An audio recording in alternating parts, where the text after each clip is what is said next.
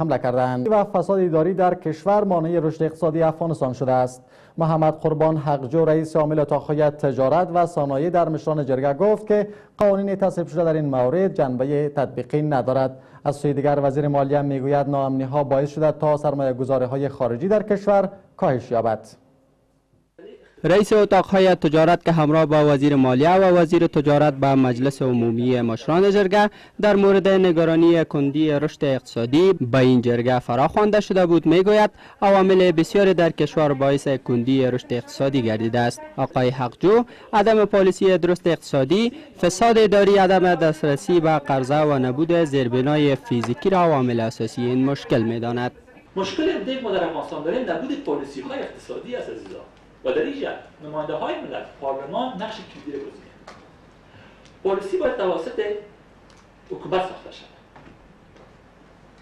اما پالیسی ها در طول 10 سال گذشته با توجه به مشکلاتی که من برام اشاره خاطرش کردم، با توجه به از اینکه رشد اقتصادی در اولویت قرار نداشته، ما در رأس وزارتخانه‌های اقتصادی بیشتر افراد و اشخاصی استخدام کردیم که بنا به ملاحظات قومی، سمتی و معامله‌گری ها تعیین شدند.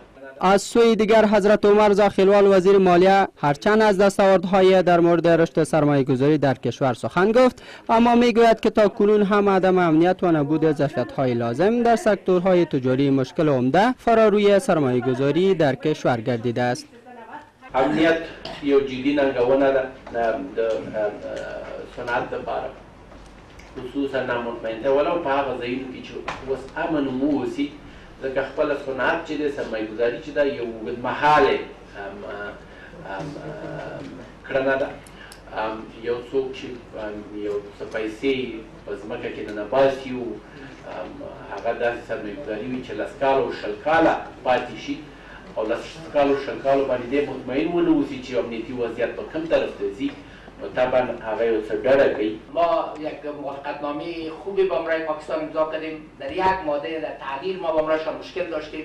2 هفته پیش با امرای اونا ششتیم، اونا همون تعبیر ما را تقریبا قبول کردن و او ایست که ما تاجرای ما وقتی که مال میارن از رای کراچی اونا مجبور نیستن که یک تضمین نقدی را با امرای گمرکات اونا بگذارن، بلکه یک تضمین بیموی یا بیمه را با امرایشان میگذارن که او البته مروج است در تمام دنیا. هرچند با گذشت 10 سال از حکومت رئیس جمهور کرزی امکانات بسیار جهت سرمایه گذاری خارجی و داخلی در کشور مساعد گردیده است، اما با پیمانه وسیع فساد اداری در ادارات دولتی عدم امنیت کامل باعث گردیده است تا از این وضعیت به صورت درست در کشور استفاده نگردد.